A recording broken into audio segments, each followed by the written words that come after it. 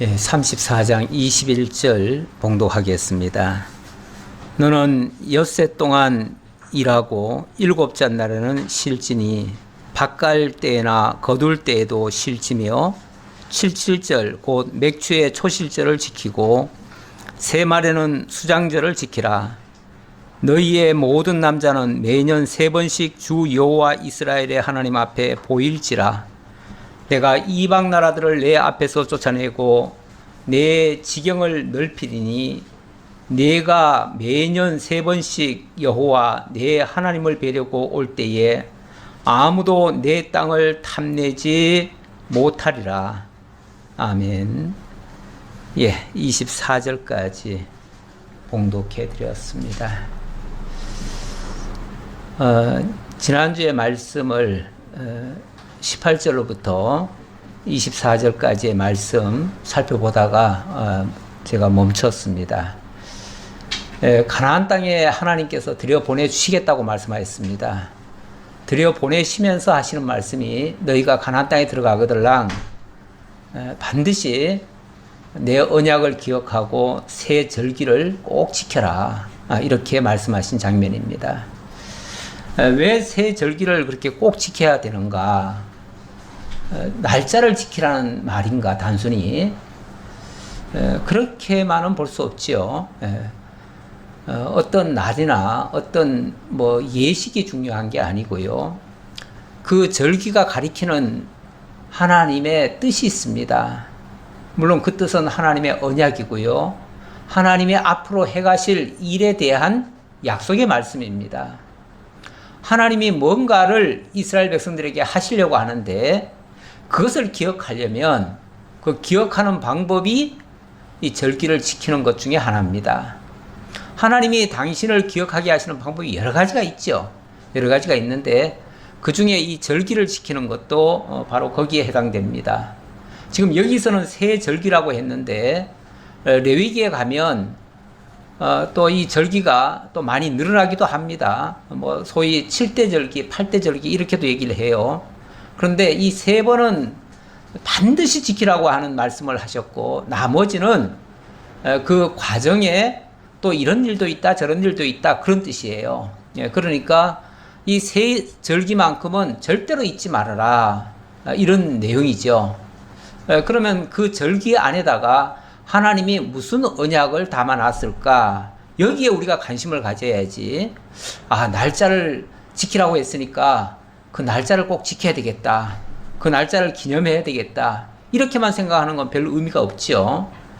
그 절기는 왜 지키라고 했는지에 대한 그 이유를 우리가 살펴보는 것이 본문을 잘 이해한다. 그렇게 생각이 듭니다. 자, 21절부터 다시 보니까요. 너는 엿새 동안 일하고 일곱 잣날에는 실지니 밭갈 때나 거둘 때도 실지며, 물론 요거는 안식일이죠. 안식일을 이렇게 지키라는 얘기인데 안식일은 모든 절기의 기본입니다. 그러니까 모든 것이 안식일이라고 하는 것을 기준으로 해서 모든 절기가 이루어져요. 절기뿐이 아니라 하나님의 모든 역사가 안식일이라고 하는 걸 기준으로 해서 시작이 되는 거예요. 그래서 무엇을 하든 간에 안식일을 기점으로 해서 하는 거예요. 근데 그 안식일이라고 하는 거는 여호와의 안식일이라 이렇게 얘기를 하죠. 그러니까 하나님이 하신 일에 대한 출발이고요. 또 바꿔 말하면 하나님이 안식하셨으니 우리가 그 안식하라 그 얘기거든요. 그러니까 여호와의 안식일 곧 하나님이 안식하심으로 모든 새로운 역사를 만들어내셨다 그런 얘기예요.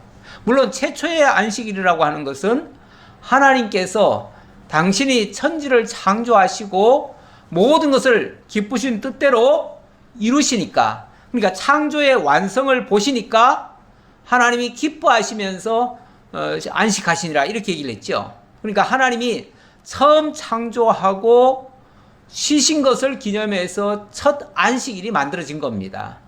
그런데 그 안식일을 또 우리에게 또 지키라고 하는 것은 하나님께서 새 창조를 또 하실 겁니다. 새 창조를 하시는데 그 새 창조를 하기 위해서 이 안식일 기준으로 해서 새 창조를 펼쳐 가신다 그 얘기예요.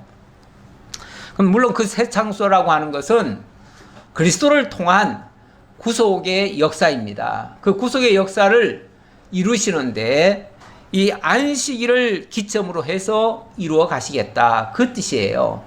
그래서 그리스도를 통한 구원의 역사가 이 절기 속에 담겨져 있다, 이렇게 보시면 되겠습니다. 사실은 20절부터 먼저 나왔네요. 그렇죠? 20절이 아니라 제가 지난주에 18절부터 시작을 했으니까 18절부터 다시 사실은 봐야 되는데, 그 첫 번째 절기는 뭐냐면은 무교절을 지키되, 이렇게 나오죠. 무교절을 지키되. 무교절. 무교절이라고 하는 것은 유월절 플러스 안식일, 이렇게 제가 말씀을 지난번에 드렸었습니다. 그러니까 유월절이라고 하는 것은 어찌 보면 6월이라고 하는 한 날입니다. 한 날. 6월이라는 게 이 담을 넘었다, 그런 뜻이에요. 피가 있는 집마다 죽음의 천사가 그 집을 지나서 넘어갔다. 그것을 6월이라 그렇게 얘기를 합니다. 그래서 죽음의 천사가 어린 양의 피가 있는 집은 하나도 안 건드렸어요. 그리고 피가 없는 집은 전부 다 천사가 들어가 가지고 장자들을 다 죽게 했습니다. 그래서 그날 밤에 애굽 전역에 장자들이 죽는 사건이 발생했습니다. 그런데 동시에 그 장자들이 죽으면서 동시에 이스라엘 언약 자손들은 모두가 다 구원을 받는 이런 장면이 연출이 됐었죠. 그날이 바로 6월절입니다. 6월절인데 그 6월절의 역사가 있기 위해서 먼저 어린 양이 희생을 당하지요. 어린 양이 죽지요. 죽고 그 피가 발리워진 집에서 이런 구원의 역사가 펼쳐지는 거예요. 그래서 이걸 기념하기 위해서 거기에 양을 잡고 그 양을 먹고 또 출애굽하고 그러면서 일주일간 지나가는 것, 그 기간, 그거를 다 무교절이라고 얘기를 합니다. 그래서 그 무교절을 너희들이 약속의 땅에 들어가거들랑 꼭 지켜라. 이 말은 하나님이 애굽 땅 종되었던 집에서 너희를 구원한 그 사실을 절대로 잊지 말고 그것을 영원히 간직해야 된다, 이 얘기거든요. 이 얘기인데 이것은 장차 하나님께서 하실 계획을 그 속에다 담아놓은 겁니다. 바로 그것은 어린 양으로 오시는 우리 주 예수 그리스도께서 당신의 택한 백성들을 구원하기 위하여 당신이 죽어주시고 당신이 피를 흘리시고 그 결과로 당신의 백성들을 구원해내시고 그리고 부활의 역사, 이것까지 이루실 것, 그래서 새 생명의 역사가 펼쳐질 것, 이걸 가리킨 것이었다, 그 말이에요. 그거를 예언적으로 알게 하려니까 구약의 절기를 하나님께서 만드신 거예요. 그것을 앞으로 지키라 하는 말은 앞으로 그렇게 그리스도를 통해서 이루실 그 언약을 사모하라, 그걸 기다리라, 그 말이죠. 그러니까 과거 것만 기억하는 게 아니라 그 과거에 있었던 그 절기는 장차 그리스도께서 이루실 것에 대한 약속이니까 그 약속을 기다리면서 지켜라, 그 말이죠. 22절 77절 곧 맥추의 초실절을 지키고, 이 77절을 다른 말로는 맥추의 초실절, 이걸 또 맥추절 이렇게 되기를 합니다. 맥추절 또는 초실절 또는 현대적 용어로는 오순절 이렇게 얘기를 합니다. 77절이라고 하는 것은 안식 후부터 여기 또 안식일 얘기했는데 안식 후, 그러니까 어린 양이 죽고 그 다음에 안식하고 그 다음부터 해가지고 7주, 77이 49일째 되는 날이죠. 49일째 되는 날인데 그게 그러니까 출애굽으로부터는 49일째고요. 그 어린 양이 죽는 날로부터는 50일째 되는 날이에요. 50일째 되는 날. 그래서 그 50일째 되는 날, 그래서 이제 오순절이라고도 하고 77절이라고도 하고, 또 이게 계절적으로는 그때가 보리를 벨 때입니다. 보리를 벨 때이기 때문에 맥추절이라고도 하고 그렇습니다. 그래서 이름은 여러 가지로 불려지고 그때마다 좀 달리 표현되기도 하지만 결과적으로는 이게 뭘 가리키는 것인가? 이거는 예수님의 그 희생을 통해서 당신의 백성들이 구원을 받고 난 다음에 50일째 되는 날 그 첫 열매가 맺히는 거예요. 그 첫 열매가 뭐냐면은 예수님이 그 말씀하셨습니다. 제자들에게 내가 가면 너희에게 보혜사를 보낼 것이다. 그리고 그가 오시면 예루살렘과 유대와 사마리아와 땅끝까지 이르러 내 증인이 될 것이다. 그래서 그 새로운 역사가 펼쳐질 거다 그 말이죠. 그런데 그때가 언제냐면 성령이 다시 오심으로 시작된다는 거예요. 그래서 실제적 사건은 이렇게 출애굽하고 나서 50일째 되는 날 또 새로운 그 양식을 먹게 되는데 이스라엘 백성들이 실제로 이제 그렇게 새로운 양식을 먹게 됐고요. 그리고 또 가나안 땅에 들어가서도 그때 처음 양식을 먹게 됩니다. 그 처음 양식이 자기네들이 농사 지은 건 아니에요. 그런데 가나안 땅에 들어갔는데 이미 농사가 다 지어져 있어요. 그래서 그거를 너무 반가워서 그것을 이제 수확을 해다가 그것을 먹으려고 하니까 그때부터 하늘에서 내리던 만나가 딱 끊어져 버리죠. 그래서 새로운 양식으로 먹고 살게 되는 거죠. 이건 새로운 역사입니다. 새로운 역사인데 이것이 신약적으로 말하면은 바로 성령께서 오셔서 각 사람을 다 변화시키는 거예요. 완전히 성령이 오셔서 하는 일이 그거 아닙니까? 우리의 속 사람을 거듭나게 하는 거예요. 그리고 완전히 하나님을 깨달아 알고 하나님을 경외하도록 만들어요. 그래서 예수가 그리스도이심이 믿어지게 만들고 그로 말미암아 하나님의 자녀가 되는 이런 권세를 얻게 되어집니다. 이게 완전히 새로운 역사 아닙니까? 물론 그 이전에 그리스도께서 하심을 통해서 그리스도께서 십자가에 못 박혀 죽으시고 다시 살아나심으로 말미암아 당신의 택한 백성들이 거듭났겠지요. 났지만은 그 사실을 본인도 모르고 아무도 모릅니다. 그런데 성령께서 인쳐주시면 비로소 깨달아지고 믿어지고 이런 역사가 일어나는 거예요. 그래서 신약 시대에 성령으로 말미암아 새로운 피조물이 될 것을 가리키는 그런 내용이 되겠습니다. 자, 그리고 새말에는 수장절을 지키라 이렇게 되어 있네요. 새말. 새말이라고 하는 것은 한 해의 마지막 때를 얘기하는 거죠. 한 해의 마지막에는 수장절을 지켜라.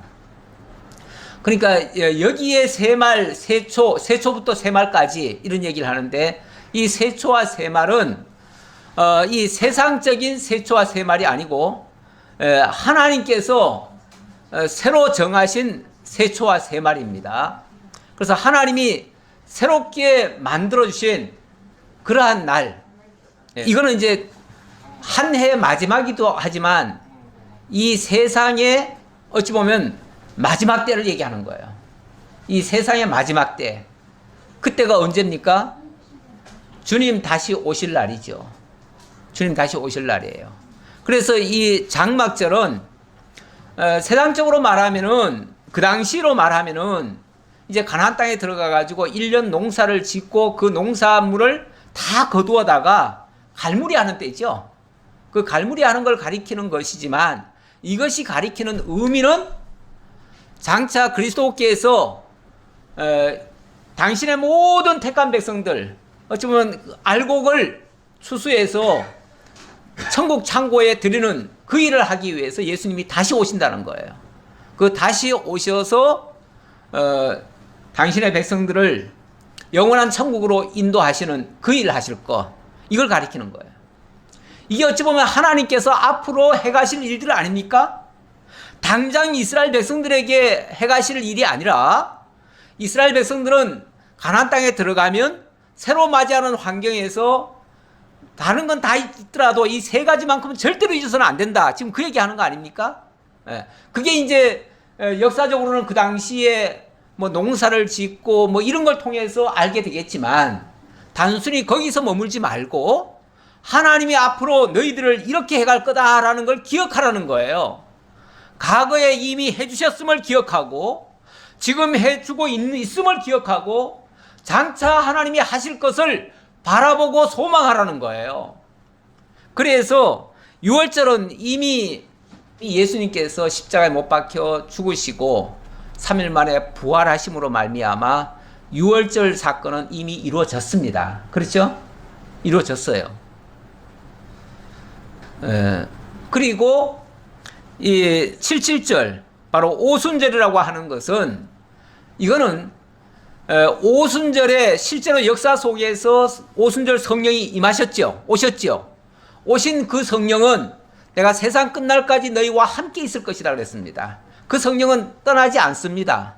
그때부터 지금까지 앞으로도 계속 우리와 함께 하실 겁니다. 그러니까 어찌 보면 현재 진행형이죠. 그러니까 유월절은 이미 성취가 완성돼 버렸고 이 77절은 지금도 이미 성취됐으면서 지금도 계속해서 하나님의 택한 백성들이 태어나니까 그들을 거듭나게 만드는 역사를 지금도 하고 계셔요. 그리고 이 수장절이라고 하는 거는 이 모든 일이 다 끝났을 때 마지막으로 하나님께서 예수 그리스도를 다시 재림시켜 가지고 모든 당신의 택한 백성들을 다 끌어올리실 거거든요. 천국으로 다 끌어올리실 거니까 그때는 아직은 완성된 건 아니죠. 그거는 이제 이루어질 것이죠. 그러니까 하나님의 이 절기를 통한 하나님의 언약은 이미 이루어졌고 현재 이루어지고 있고 그리고 앞으로 반드시 이루어질 겁니다. 그렇죠? 이 절기마다 그러니까 조금씩 다른데 이미 이루어진 것도 있고 현재 이루어지고 있는 것도 있고 앞으로 이루어질 것도 있다. 그래서 이 관계성을 우리가 잘 이해를 하시면은 그리스도께서 이미 오셔서 우리를 구속해 주셨다. 이 사실이 확실히 믿어지는 것이고 성령이 이제 우리와 함께 하심으로 우리를 날마다 깨우쳐 주시고 기억나게 하시고 믿어지게 하시고 그래서 구원의 확신을 가지고 성령의 인치심을 통해서 구원의 확신을 가지고 이 땅을 지금 살아가게 만드시는 거죠. 그리고 미래적으로는 그리스도께서 반드시 다시 오실 것이다. 이 사실을 믿고 사는 거죠. 이걸 이제 소망하는 거죠. 이렇게 우리의 신앙이 이제 건전하게 자리매김을 하는 것이죠. 이걸 기억하게 하려고 너희의 모든 남자는 매년 3번씩 주 여호와 이스라엘의 하나님 앞에 보일지라. 어떤 일이 있어도 1년에 3번씩은 꼭 하나님 앞에 와서 이 절기를 지켜라 그 말이죠. 이것만큼은 잊어서는 안 된다. 이 사실만큼은. 우리 신앙생활에 어찌 보면 가장 기본적인 지식이라면 지식이죠. 우리 신앙생활 하시면서 이 3가지 사실은 몰라서는 안 되는 거죠. 그리스도께서 십자가와 부활을 통해서 우리를 구속해 주셨다. 그리고 성령께서 우리를 거듭나게 하시고 믿어지게 하신다. 지금도 성령께서 우리와 세상 끝날까지 함께하고 계시다. 이렇게 굳게 믿는 것이고 그리고 반드시 주님께서 다시 오신다 라는 사실을 굳게 믿고 사는 거죠. 그게 우리 신앙생활의 기본 자세 아니겠어요? 그런데 어떤 교회는 보니까 유월절을 지키라고 하시는 교회가 있어요. 그래서 유월절을 지키십니까? 그 사람들은 전도할 때 꼭 유월절을 가지고 얘기하더라고요. 유월절 가지고 얘기하면서 또 교인들한테 전도를 해요. 그러면서 유월절 지키시냐고. 그래서 유월절을 왜 지켜요? 그러면은 아니 성경에 보니까 유월절 안 지키면은 구원 받지 못한다고 되어 있는데 유월절 지켜야죠. 그러면서 유월절을 반드시 지켜야 된다. 그래서 그들은 유월절 지키는 걸 굉장히 무슨 중요한 것처럼 유월절 안 지키면 큰일 나는 것처럼 그렇게 얘기를 하는데 그것 때문에 어떤 분들이 아주 스트레스를 엄청 많이 받더라고요. 하도 그분들이 얘기하는데 할 말은 없고 성경에 보니까 분명히 지키라고 돼 있고 그래서 이 관계성을 어떻게 설명해야 될지 몰라가지고 나한테 누가 묻는 분이 있더라고요. 그래서 제가 그랬어요. 유월절은 이미 그리스도께서 지키셨고 이미 그리스도께서 유월절 어린 양으로 이 모든 것을 다 지키셨다. 그래서 제가 이 말씀을 하나 드렸어요. 고린도전서 5장 7절 말씀. 너희는 누룩 없는 자인데 새 덩어리가 되기 위하여 묵은 누룩을 내버리라. 우리의 유월절 양 곧 그리스도께서 희생되셨느니라. 유월절 양이 누구라고요? 그리스도라고요. 그리스도께서 이미 십자가에 희생되셨잖아요. 그게 유월절 지킨 거 아니냐 그 말이죠. 그리스도께서 이미 유월절을 지키셨는데 무슨 우리가 다시 유월절을 지킵니까? 그래서 이러므로 우리가 명절을 지키되 묵은 누룩으로도 말고 악하고 악의에 찬 누룩으로도 말고 누룩이 없이 오직 순전함과 진실함의 떡으로 하자. 이 진실함의 떡으로 하자 그러니까 이걸 무슨 지금 현재 유월절 지키는 방식이 그 떡으로 이렇게 해야 된다는 걸로 얘기하는데 분명히 그리스도 그 자신이 유월절 양이에요. 유월절 양으로 그리스도가 드려지셨기 때문에 이미 드려진 그 제사를 우리가 왜 또 드립니까? 그리스도가 다 드리셨는데 우리는 그 드린 사실을 믿는 거죠. 그리스도께서 이미 드리신 것을 믿는 것이지. 그리고 믿는 것이 우리가 그 명제를 지키는 것이죠.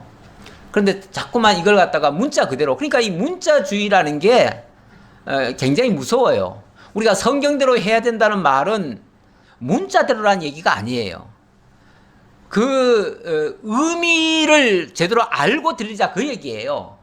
그러니까 우리가 의미가 더 중요하지. 문자라고 하는 거는 그 단어에 무슨 생명이 있는 게 아니잖아요. 그 단어가 뭘 가리키느냐가 중요한 거죠. 문자도 엄밀하게 말하면 하나님의 뜻을 알려주는 도구 아닙니까? 도구죠. 그 문자 자체가 무슨 생명을 줍니까? 하나님의 말씀은 살았고 운동력이 있어서 엄청난 능력이 나타난다고 해가지고 글자 자체가 무슨 능력을 나타냅니까? 아니잖아요. 그 하나님의 말씀을 그 글자를 통해서 하나님이 계시해 주시는 그 하나님의 뜻이 역사를 하는 거죠. 그러니까 문자주의가 되면 안 됩니다. 문자 속에 담겨져 있는 하나님의 의도가 중요한 거죠. 그 의도를 바르게 아는 것이 의미 분석이라고 얘기할 수 있습니다. 우리가 하는 방식은 의미 분석입니다. 문자 그대로 지키자는 얘기는 아니에요. 문자주의가 되면 율법도 다 그대로 지켜야 되잖아요. 문자주의가 자칫하면 율법주의가 돼버려요. 그래서 자꾸만 성경대로 하자고 하면서 율법을 그대로 갖다가 들이대요. 그렇게 되면 구약 성경이요 전부 다 무서운 말씀이 되는 거예요. 그러나 우리가 의미적으로 이해를 하면요 구약의 모든 말씀도 사실은 다 복음입니다. 복음인데 의미적으로 해석을 하려니까 그리스도 프리즘으로 보셔야 돼요. 그리스도를 통해서 구약을 보면 그 복음이 보여요. 복음이 보이는데 그리스도를 거치지 않고 문자 그대로 봐버리면은 다이렉트로 율법이 와버려요. 그러면 죽는 거예요. 이제 조금 이따가 그 얘기가 나오는데 수건 얘기가 나오는데 율법 위에다가 수건 덮어놓으면 그 실체를 못 보는 거예요. 못 보는 거예요. 근데 수건을 벗겨야 됩니다. 수건 벗기는 작업이 사실은 의미 분석 작업이에요. 근데 수건을 여전히 쓰고 계시려는 분들이 너무 많아요. 그래서 성경 해석이 때로는 어렵다고 그래요. 어렵다고 그러는데 문자 그대로 이해하고 그걸 우리한테 적용하려니까 어렵지요. 그런데 그리스도에게 적용을 해서 그리스도를 통해서 우리가 바라보면 왜 꼭 어렵겠어요? 자, 그러면서 24절 내가 이방 나라들을 내 앞에서 쫓아내고 내 지경을 넓히리니 내가 매년 3번씩 여호와 내 하나님을 뵈려고 올 때에 아무도 내 땅을 탐내지 못하리라. 자, 이스라엘은 이제 철저하게 하나님의 이 율법과 또는 이 절기 이걸 지키려는데 이게 민족적으로 대이동이 일어납니다. 근데 민족적으로 대이동이 일어나 버리면 모든 사람들이 한 곳에 모여버리잖아요. 그러면 만약의 경우 적들이 이때를 노려가지고 침범할 수도 있잖아요. 예, 좀 비어있는 곳을 그냥 무혈 진입도 할 수가 있잖아요. 그런데 하나님이 뭐라 그러냐면, 만약에 그거 지키다가 어려움을 당한다면 하나님이 책임져 주신다, 그 얘기예요. 예, 그러니까 어떤 경우에도 그 절기 지키기 위해서 자리 빈다고 해가지고 손해나지 않게 하겠다, 그 얘기죠. 그건 이제 하나님이 그만큼 그 모든 뒷받침을 하나님 다 하시겠다, 그런 뜻으로 이해하시면 되겠습니다. 너는 내 제물의 피를 유교병과 함께 드리지 말며 유월절 제물을 아침까지 두지 말지며. 이 앞에 이제 그 절기 지킬 때에 유월절부터 얘기를 했으니까 당연히 유월절 드릴 때에 그 제물을 또 설명 안 할 수가 없지요. 그 제물을 정할 때에 제물에다가 유교병이 들어가서는 안 된다, 유교병이 섞여서는 안 된다, 그 말이죠. 왜냐하면 유월절 자체가 흠과 티가 없는 어린 양이거든요. 일부러 어린 양이라고 말한 이유는 어릴수록 어찌 보면 더 순수할 수도 있잖아요. 그런 면에서 가장 흠과 티가 없는 양을 찾으니까 그게 어린 양이 되는 거예요. 가장 어린 양. 그 어린 양을, 그러니까 이걸 뭐 생물학적으로 우리가 이제 먹거리 차원에서 이해하자면은 어떻게 그런 어린 애기 양을 갖다가 어떻게 잡아먹을 수가 있어, 이렇게 생각할 수도 있지만, 그런 차원으로 보는 게 아니라 이 제물로 보는 거예요. 제물로 보면은 흠과 티가 없는 게 제물의 첫째 조건입니다. 그러다 보니까 어린 양이어야 되고, 그 어린 것에는 일단 죄나 허물과 흠 같은 게 끼어들지 못하도록 하기 위해서 유교병이 섞여서는 안 된다. 유교병이라고 하는 거는 일종의 누룩 아닙니까? 누룩. 누룩은 이 부패하게 만들고 모든 것을 다 상하게 만들어요. 그러니까 그런 요소가 만약에 아무리 정결한 곳이라도 거기에 유교병이 들어가 버리면은 그게 다 오염이 돼 버립니다. 그래서 오염되지 않게 하기 위해서 유교병은 절대로 섞여서는 안 된다, 그 뜻이고요. 그리고 유월절 제물을 아침까지 두지 말라, 이 말은 유월절 제물은 어찌 보면 단회적 사건이에요. 단회적 사건이고, 그거는 뭐 양식처럼 남겨가지고 내일 또 먹고, 오늘 먹다 남으면 또 내일 먹지, 이런 차원이 아니에요. 우리 주 예수 그리스도의 희생의 피는요, 어찌 보면 단회적인 사건이에요. 단회적이면서 또 온전히 당신의 택한 백성들 모두를 위한 단 한 번으로서 완벽하게 커버할 수 있는 그런 피입니다. 양은 얼마 안 될 수 있겠지만 양이 문제가 아니고, 그 피의 공효는 모든 택한 백성들을 위한 피입니다. 그러니까 이거는 별도로 낭비되어지는 것도 아니고 또 없어지는 것도 아니에요. 그래서 단 한 번으로서 온전하게 이루어지기 위해서 아침까지 남기지 말아라. 만약에 남는 게 있다면 그거는 다 끌어 묻어야겠죠. 그래서 우리가 왜 성찬식 하고 남은 포도주 같은 경우는, 그래서 그거는 이제 남기지 말고 만약 남으면은 그냥 버리도록 그렇게 사실은 가르치기도 해요. 왜냐하면 꼭 뭐 그 자체가 무슨 부정하거나 그런 건 아닌데, 의미적으로 봤을 때 그런 의미가 있다, 그 말이죠.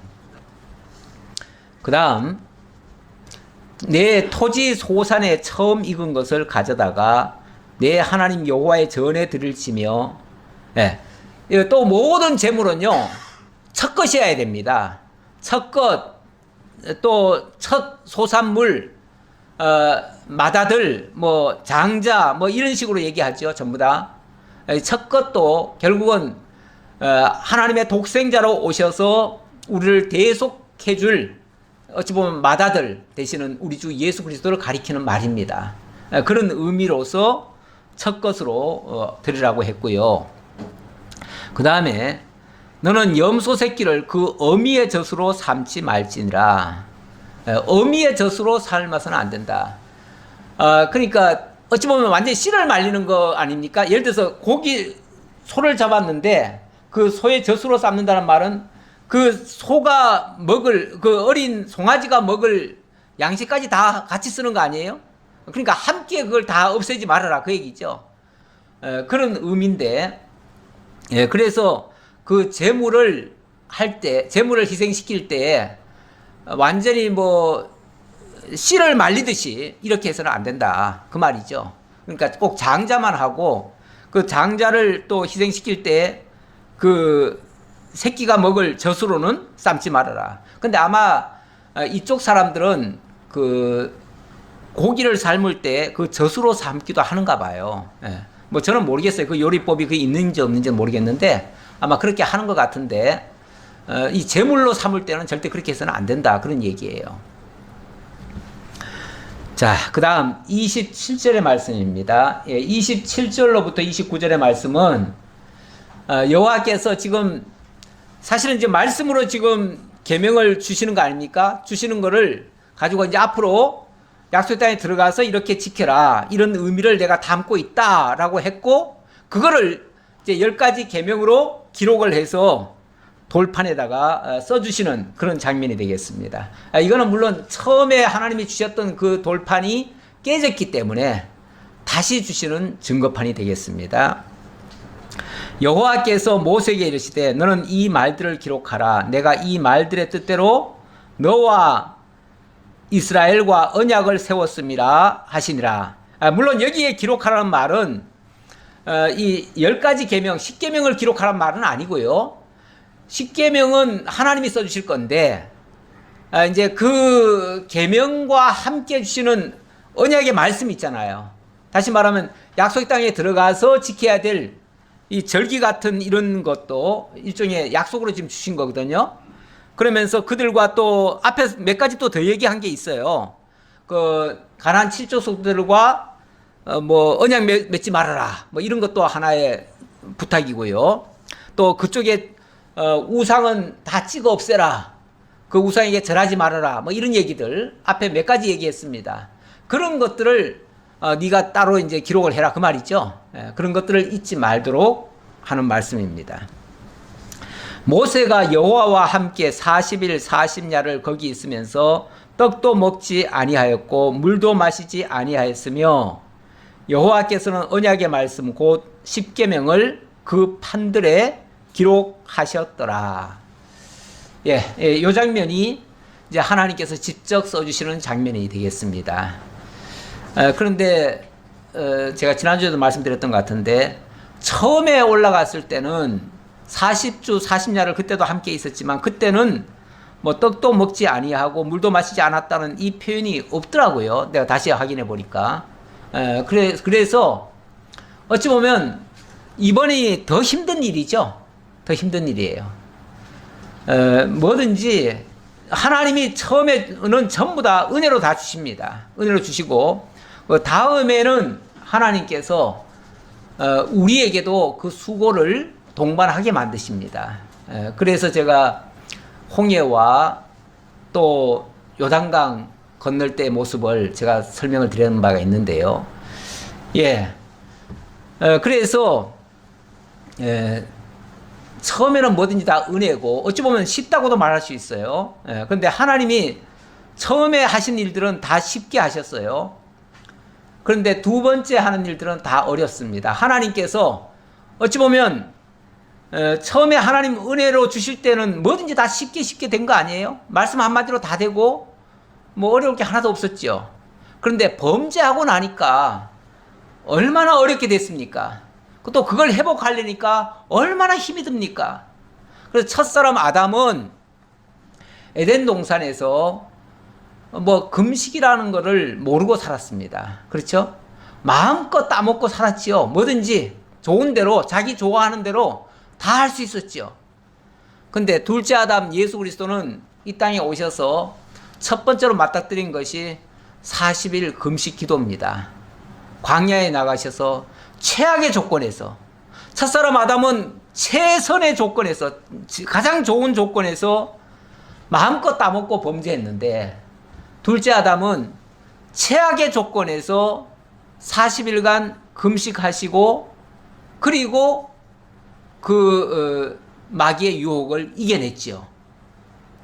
우리가 좋은 환경이라고 다 이겨내는 게 아닙니다. 첫사람은 좋은 환경에서 마귀에게 졌어요. 둘째 아담은 그 최악의 환경에서, 최악의 조건에서 마귀의 그 세 가지 유혹을 다 물리치셨습니다. 어찌 보면 그런 것과 같다고도 볼 수 있습니다. 그래서 하나님이 주시는 은혜는 너무너무 쉽게 다가왔는데, 그것이 우리에게 적용되는 과정에서는 엄청난 그리스도의 희생이 동반되었고, 또 우리도 그 예수를 믿고 이렇게 하는 과정에 또 많은 어려움도 있을 수 있다는 것을 짐작해 볼 수가 있습니다. 자, 그리고 나서 29절부터 보겠습니다. 제가 아까 그 절기 얘기하다가 이 부분도 한번 설명드리고 넘어가는 게 좋겠네요. 왜 우리가 지금은 그 절기를 안 지키는가에 대한 이야기입니다. 골로새서에 보면 이런 말씀이 있습니다. 그러므로 먹고 마시는 것과 절기나 초하루나 안식일을 이유로 누구든지 너희를 비판하지 못하게 하라. 이것들은 장래일의 그림자이나 몸은 그리스도의 것이니라. 다시 말하면 구약의 모든 절기가 그리스도의 그 실체는 그리스도다 그 말이에요. 몸은 그리스도의 것이다. 이 말은 그 절기의 실체는 그리스도다 그 말이에요. 그리스도고, 그러면 구약의 그 절기는 뭐냐? 장래일의 그림자였다. 장래 그리스도께서 이루실 것에 대한 그림자였다 그 말이에요. 그러니까 이제 와가지고 그 절기를 우리가 지켜야 되느냐 말아야 되느냐 이렇게 말하는 게 안 된다 그 말이죠. 왜요? 그 절기는 누가 지키는 거니까. 실체 되시는 그리스도가 지키는 거니까. 그리스도가 온전히 3대 절기를 다 지키시는 것이지, 우리는 그걸 기억하기 위해서 그 절기에 참여하는 것이죠. 참여하는 것이지 우리가 절기를 지키는 차원은 아니다 그 말이에요. 그래서 우리 보고 만약에 누가 왜 절기를 안 지키느냐라고 얘기하면 그거 가지고 너희를 비판하지 못하게 하라 그 말이에요. 그래서 절기나 초하루나 안식일을 이유로 누구든지 너희를 비판하지 못하게 하라. 근데 지금도 가끔씩 이 절기 가지고 시비 거는 사람도 있고요. 심지어는 교회 안에서도 안식일 가지고 자꾸 시비 거는 사람들이 있어요. 그래서 왜 안식일 안 지키냐고. 저도 신앙생활을 한동안 율법적인 교회에서 신앙생활 좀 하다 보니까 거기서는 안식일을 얼마나 철두철미하게 지켰는지, 안식일 날 일은 절대 하면 안 됩니다. 교회 외에는 아무것도 해서는 안 됩니다. 집에 가서 하다못해 빨래도 하면 안 됩니다. 아이들도 공부해서도 안 됩니다. 내일이 숙제라도 공부해서도 안 됩니다. 그러면서 정말 주일날은 하루 종일 말씀 외에는 아무것도 하지 못하도록, 만약 그거 하다 발각되면 목사님이 그날은 엄청나게 혼내는 날이에요. 전체 교인들 앞에서 이렇게 세워가지고는 완전히 개망신을 주지요. 그렇게 해서라도 뜯어 고쳐야 된다고 그렇게 하셨는데, 그거는 정말 안식일이 뭔지도 모르고 하신 말씀이에요. 사실 이제 보니까. 우리 주님께서 뭐라고 그러셨어요? 그 안식일에 대해서 비판을 하니까 바리새인들이 시비 걸었잖아요. 그 안식일 가지고 시비를 거니까 그때 하신 말씀입니다. 그 말씀을 보면니까 이 안식일 날 제자들이 그 미리상을 비벼 먹었어요. 그거 가지고 시비를 건 거예요. 그랬더니 예수님 하시는 말씀이, 안식일에 제사장들이 성전에서 안식을 범하여도 죄가 없지 않았더냐. 그러면서 나는 자비를 원하고 제사를 원하지 아니하노라. 하나님 뜻을 너희가 알았더라면 무죄한 자를 정죄하지 아니하였으리라. 그거 먹었다고 무슨 죄냐 그게. 우리 주님이 자비를 원하고 제사를 원하지 않는다는 그 사실 하나만 알아도 함부로 이렇게 정죄하지 않았을 것이다. 그러면서 인자는 안식일의 주인이니라 이 말을 하십니다. 구약의 안식일이라고 하는 것은 바로 그 실체가 나다 그 말이에요. 그 안식일의 주인이 나다. 내가 그 실체다. 다시 말하면 내가 온전히 안식할 거다 그 말이죠. 그 안식이 결국은 우리 주 예수 그리스도께서 십자가에 못 박혀 죽으심으로 온전히 안식에 들어가신 겁니다. 근데 그 안식의 결과로 우리가 무덤 속에서 다 일어났죠. 쉽게 말하면 죽었던 영이 살아났잖아요.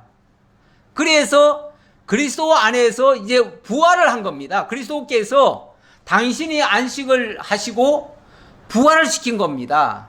부활을 시켰으니까 우리는 그 부활의 아침에 하나님을 찬양하는 겁니다. 그렇죠?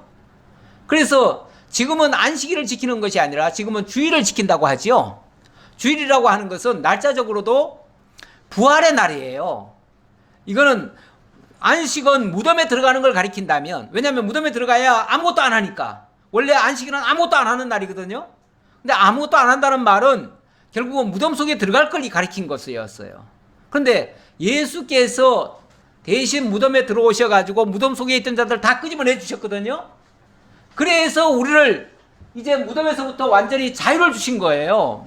구원을 주신 거예요. 그래서 우리는 이제 안식일을 지키는 게 아니고 주일을 지키는 것이고, 주일은 하나님이 우리를 부활케 해주신 것에 대한 감사와 찬양이 터져 나와야 되는 거예요. 그래서 우리가 주일날 모여가지고 하나님의 그 은혜를 다시 상고하면서 그 은혜에 대한 찬양을 돌리잖아요. 하나님께 영광 돌리죠. 그게 이제 그래서 우리가 찬양하는 거예요. 바로 그것은 하나님의 은혜에 대한 감사와 감격, 이런 것들이 우리가 온전히 절기를 지키는 것과 같은 이치예요. 제가 지난주에 그 말씀 드렸어요. 그런 감사 감격이 없다면은 그냥 구약 표현으로 말하면 성전 문지방만 밟고 가는 셈이나 마찬가지예요. 그야말로 우리가 하나님 앞에 나올 때 아까 뭐라고 그랬습니까? 빈손으로 내 얼굴 보지 말지라 그랬잖아요. 빈손으로 내 얼굴 보지 말라는 말도 하나님에 대한 그 은혜에 대한 감사와 감격 없이 나오지 말라, 그런 얘기예요.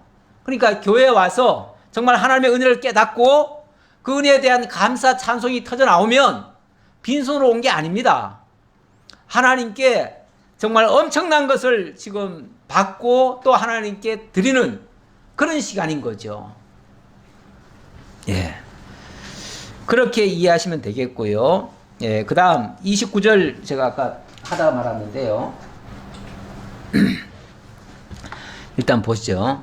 모세가 그 증거의 두 판을 모세 손에 들고 시내산에서 내려오니 그 산에서 내려올 때 모세는 자기가 여호와와 말하였으므로 말미암아 얼굴 피부에 광채가 나나 깨닫지 못하였더라. 모세 자신은 사실 몰랐어요. 몰랐는데 자기가 그 하나님의 그 증거판을 들고 내려오다 보니까 자기 얼굴에서 막 빛이 났던 거예요. 광채가 났던 거예요. 근데 뭐 엄밀하게 말하면 모세가 위대한 건 아니잖아요. 그렇죠? 모세의 얼굴에 빛나기는 했지만은 그 증거의 두 돌판 때문에 그런 거죠. 하나님의 영광이 거기에 있는 것이죠. 그 하나님의 영광 때문에 그런 거죠. 자, 그랬더니 아론과 온 이스라엘 자손이 모세를 볼 때 모세 얼굴 피부에 광채가 남을 보고 그에게 가까이 하기를 두려워하더니, 그렇죠. 그에게 가까이 하기를 두려워했다. 무섭지요. 한마디로. 왜 사람이 막 빛이 몸에서 난다 그러면 무섭잖아요. 뭐 요즘은 얼굴 빛나 저 얼굴은 빛이 안 나죠. 그러니까 여러분들이 무서워할 필요는 하나도 없어요. 저는 그렇게 뭐 위대한 사람도 아니고 빛을 날 만한 사람도 아닙니다. 그러나 이제 우리 하나님께서 모세에게는 얼굴에 광채가 나게 했어요. 그랬더니 사람들이 다가오지를 못해요. 너무 무서워가지고. 이건 하나님의 영광의 빛입니다. 어찌 보면 하나님께로부터 이 언약을 받아가지고 그 언약을 지금 물론 돌비에도 새겼지만은 그 마음에도 지금 간직하고 왔잖아요. 그리고 오니까 아마 피부에서도 빛이 났던 것 같아요. 우리 뭐 요즘은 우리 성경에서 보면은 우리 얼굴에서 광채가 나지는 않지만은 그리스도의 향기가 난다, 이런 표현을 하지요. 그리스도의 냄새가 난다. 어쩐지 정말 믿는 분 같아. 어쩐지 정말 선한 사람 같아. 뭐 이런 표현은 우리가 가끔 들을 수 있죠. 잘 못 들어보셨나요? 그런 소리는 좀 듣고 사시는 게 좋습니다. 예. 아유, 우리가 원래 이제 뭐 40이 넘으면은 자기 얼굴에 책임을 져야 된다 그래요. 예. 얼굴이 자기를 대변해요. 예. 그러니까 내 얼굴에 굉장히 인상이 막 찌푸려지고 뭔가 굉장히 흉한 모습이 보이고 사람들이 막 겁을 내고 옆에 오기조차 두려워하면 책임지셔야 돼. 내가 지금 제대로 냄새를 안 풍기고 있는 거예요. 향기를 지금 못 내고 있는 거예요. 아, 빛까지는 아니고요. 예. 빛을 내면 더 좋겠지만 빛까지는 아니더라도 최소한 좋은 냄새라도 나야 되는데 뭔가 좀 무서움이 미치는 거죠. 예. 그러면은 그건 잘 살았다고 볼 수는 없어요. 자, 모세가 그들을 부르매 아론과 회중의 모든 어른이 모세에게로 오고 모세가 그들과 말하니 그 후에야 온 이스라엘 자손이 가까이 오는지라. 하도 못 오니까 두려워가지고 못 오니까 모세가 걱정하지 말고 오라고 이렇게 얘기했던 것 같아요. 그러니까 그제서야 몇몇 지도자들이 왔다 그 말이에요. 오니까 그제서야 다른 사람들도 괜찮구나 하고서 가까이 왔었다 그런 얘기예요. 예. 모세가 여호와께서 시내산에서 자기에게 이르신 말씀을 다 그들에게 명령하고 모세가 그들에게 말하기를 마치고 수건으로 자기 얼굴을 가렸더라. 그런데 그 뒤에 수건으로 얼굴을 가렸다네요. 왜요? 예. 왜 가렸을까요? 아니, 분명히 다가왔는데 안 죽었잖아. 그러면은 굳이 가릴 필요 없잖아요. 그런데 어찌 보면 모세의 생각 속에 이거 안 가리면은 너무 무시하겠다 이런 생각이 들었는지 어쨌는지 그 뒤로 가렸대요. 그래가지고 백성들 그러니까 여호와 앞에 들어가서 말할 때에는 수건을 벗고 있다가 나와서는 그 명령하신 일을 이스라엘 자손에게 전할 때는 얼굴을 가렸다. 그러니까 다시 말하면 하나님 앞에서는 얼굴을 이제 가리지 않고요. 수건을 안 가리고 있다가 백성들 앞에 왔을 때는 얼굴을 가렸다는 거예요. 어찌 보면 좀 거꾸로 된 거 아닌가요? 하나님 앞에서는 좀 그렇게 할지 몰라도 어쨌든 자고는 그렇게 했다는 거예요.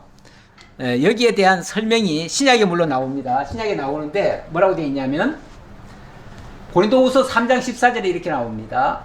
그러나 그들의 마음이 완고하여 오늘까지도 구약을 읽을 때 그 수건이 벗겨지지 아니하고 있으니 그 수건은 그리스도 안에서 없어질 것이라. 그리스도 안에서는 그 수건이 벗겨져야 되는데 여전히 지금도 수건을 안 벗고 있는 사람들이 있더라 그 말이에요. 그러면서 하는 말이 오늘까지 모세 글을 읽을 때 수건이 그 마음을 덮었도다. 그러나 언제든지 주께로 돌아가면 그 수건이 벗겨지리라. 수건을 벗겨야 제대로 보지요. 아니 지금 글을 읽는데 수건을 덮어놓으면 제대로 보입니까? 안 보이잖아요. 그럼 보겠다는 건지 아니면 안 보겠다는 건지. 수건을 덮어놓는다는 거는 못 보게 하는 거 아니에요? 제대로 못 보면 그 의미를 어떻게 알겠어요? 근데 제대로 보려면 벗겨야지요. 수건을 벗기는 작업, 이게 어찌 보면은 우리 신약교회 지도자가 할 일이기도 합니다. 성경을 성도들에게 다이렉트로 바로 주면은 성도들이 사실은 바로 볼 수가 없습니다. 그리고 본다는 게 결국은 문자적으로 볼 거 아니에요. 문자적으로 보면 그대로 그냥 율법으로 다가오지요. 그런데 수건을 벗기면요. 다시 말하면 그 속을 보여주는 거죠. 그 알맹이를 실제로 밝혀주는 거죠. 그렇게 되어지면 거기에 참 의미가 드러나지요. 이렇게 보여주는 것이 어찌 보면 오늘날 지도자들이 해야 될 일이라고 볼 수 있습니다. 그래서 사도 바울이 그 얘기를 하는 거예요. 언제든지 주께로 돌아가면 그 수건이 벗겨지리라. 주께로 돌아가면 그 수건이 벗겨진다는 말은 그리스도를 통해서만 이 수건이 벗겨진다 그 말이에요. 그렇죠? 그리스도를 통해서만. 그러니까 구약을 읽을 때에 그리스도로 보셔야 됩니다. 제가 그래서 그리스도 프리즘이라는 표현을 썼어요.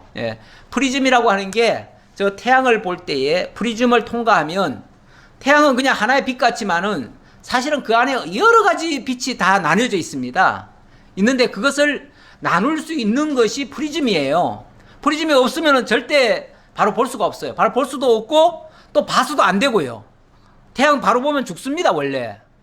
그래서 자꾸만 눈을 가리려고 하고 안 보려고만 하지요. 안 보려고 할 게 아니라 바르게 보면 좋지요. 정확하게 분리해내면 더 좋지요. 정확하게 분리해내는 게 쉽게 말하면 프리즘인데, 프리즘으로 보면 정말 태양의 일곱 가지 색깔로 나뉘어서 보게 되죠. 그렇게 되어지면 유익하게 다 나누면요, 다 유익해져요. 이게 한꺼번에 오면은 해로운 것도 많습니다.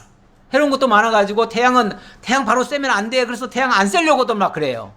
근데 태양 안 쐬면요, 원래 또 제대로 모든 게 자라지도 않고요, 제대로 안 되는 겁니다. 건강하지 않아요. 태양 쐬야 돼요. 쐬야 되는데 이걸 효율적으로 쐬야겠죠.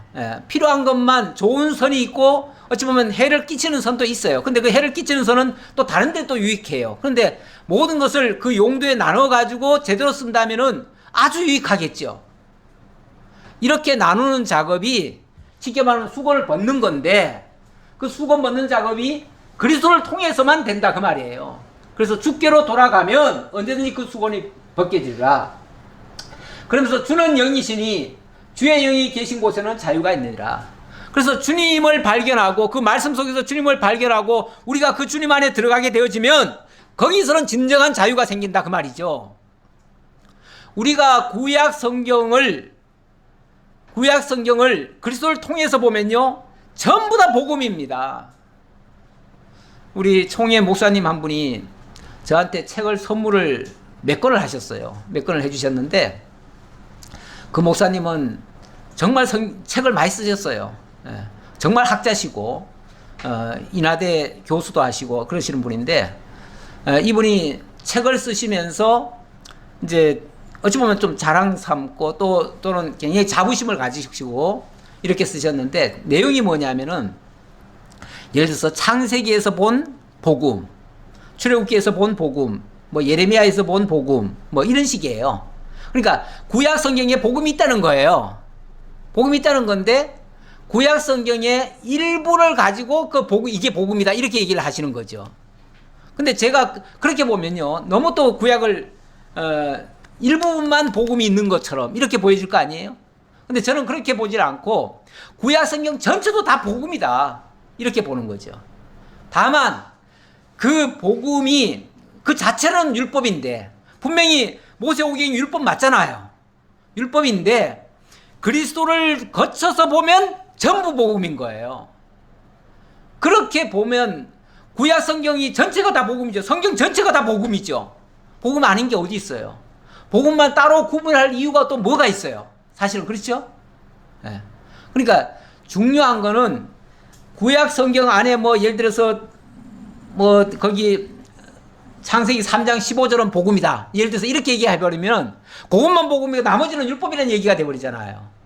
이렇게 되면 오히려 성경을 편협적으로 보는 결과가 돼버려요. 그래서 성경을 우리가 전체적으로 보려면은 전부 그리스도를 통해서 보는 것이 맞다. 이렇게 제가 감히 말씀을 드려봅니다. 그러면서 주의 영이 계신 곳, 그러니까 구약 성경을 보더라도 그리스도를 통해서 보면은 전부 다 자유가 있는 거예요.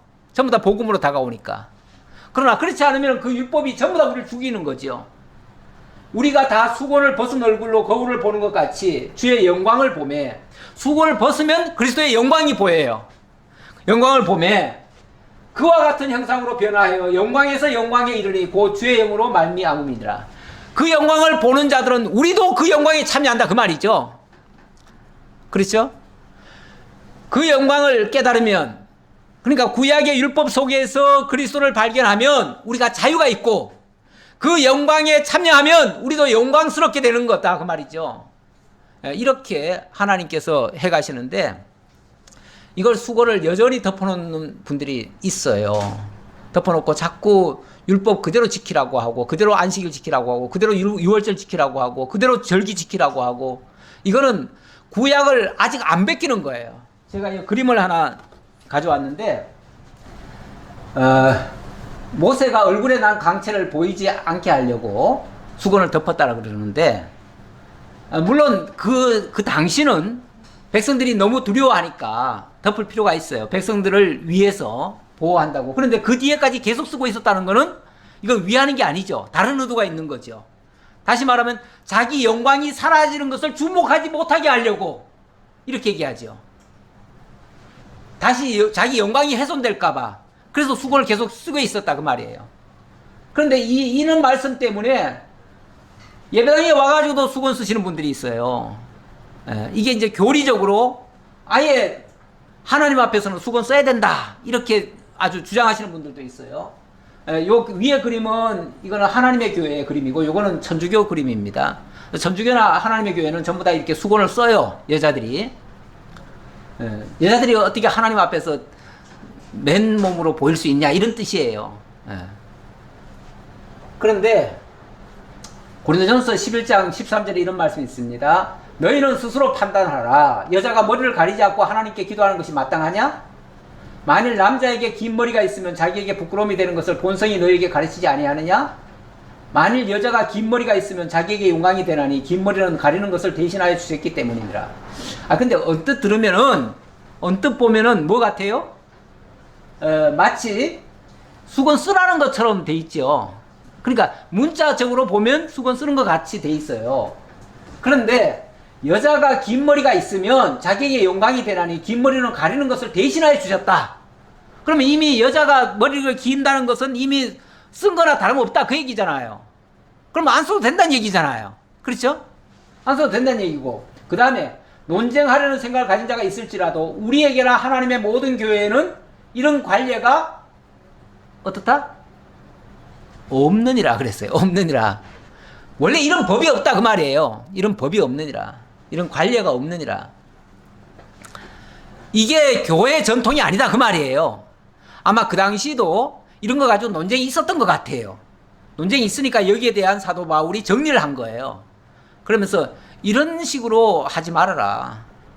이미 머리가 길다고 하는 것은 이건 이제 하나님 앞에서 어찌 보면 자기를 낮추라는 의미에서, 그리고 하나님 앞에 감히 그 영광스러운 하나님 앞에 어떻게 그냥 있을 수 있느냐. 그러니까 내가 수건이라도 가려야지. 이런 차원이라는 건데, 그런 뜻으로 만약에 가렸다면은 더 이상 하나님의 교회는 이런 법이 없다. 하나님이 이렇게 말씀하신 적이 없다 그 말이에요. 이거는 이제 어디까지나 이 모세의 예를 들어서 얘기한 건데, 모세가 수건을 계속 가린 거는 더 이상 그 영광이 훼손될까봐, 자기가 어찌 보면 멸시될까봐, 그래서 그 영광을 보존한답시고 수건을 가렸던 것이지, 실제 그 영광에 참여하면 안 된다는 얘기로 한 게 아니다 그 말이에요. 오히려 영광에 참여해야지요. 그렇죠? 영광에 참여해야지요. 왜 가립니까? 가리기는 우리가 하나님의 법에는 가리는 것이 없습니다. 오히려 하나님은 당신을 밝히 드러내 보여주시는 분이셔요. 가릴 것이 아니고요. 가린다고 하는 것은 부끄러움의 어찌 보면 상징일 수도 있는데, 자기 부끄러움을 가리기 위해서 수건을 덮기도 하고 이렇게 하죠. 그 가린다는 게 물론 죄인이라고 하는 의미에서도 그럴 수 있어요. 그런데 그런 것은 하나님 앞에서는 더 이상 필요가 없습니다. 그래서 이런 거 가지고 만약에 얘기하거들랑 하나님의 교회는 그런 법 없습니다 이래버려야 돼요. 사도 바울이 그런 법 없다고 아예 선언을 해버렸습니다. 그러니까 더 이상 그런 거 가지고 논쟁할 필요도 없다. 논쟁거리도 안 된다 그 말이죠. 오히려 그 의미적으로 보면 성경은 밝히 드러내야 되고, 우리는 밝히 깨달아서 하나님의 영광에 같이 참여하는 일이 더 중요하다. 이렇게 말씀드리겠습니다. 기도하겠습니다. 아버지 하나님 감사합니다. 오늘도 하나님 저희에게 올바른 진리를 깨닫게 하시려고 구약 성경에 수건을 덮어 쓴 모습, 이것을 형식적으로 지금도 예배당에서 수건을 쓰는 자들이 있는데 이런 것이 아님을 진정한 의미로 하나님께서 깨닫게 해주셨습니다. 모든 절기의 실체는 우리 주 예수 그리스도라고 하셨습니다. 그리스도께서 이루실 것을 이미 이루셨고 현재도 이루고 계시고 앞으로도 반드시 이룰 것을 굳게 믿고 살아가는 저희 모두가 되게 하시고, 그 진리 안에서 참 자유를 누리는 진리를 알지니 진리가 너희를 자유케 하신다는 그 말씀대로 살아가는 저희 모두가 되게 하옵소서. 오늘도 함께해 주심을 감사드리옵고 예수님 이름으로 기도하옵나이다. 아멘.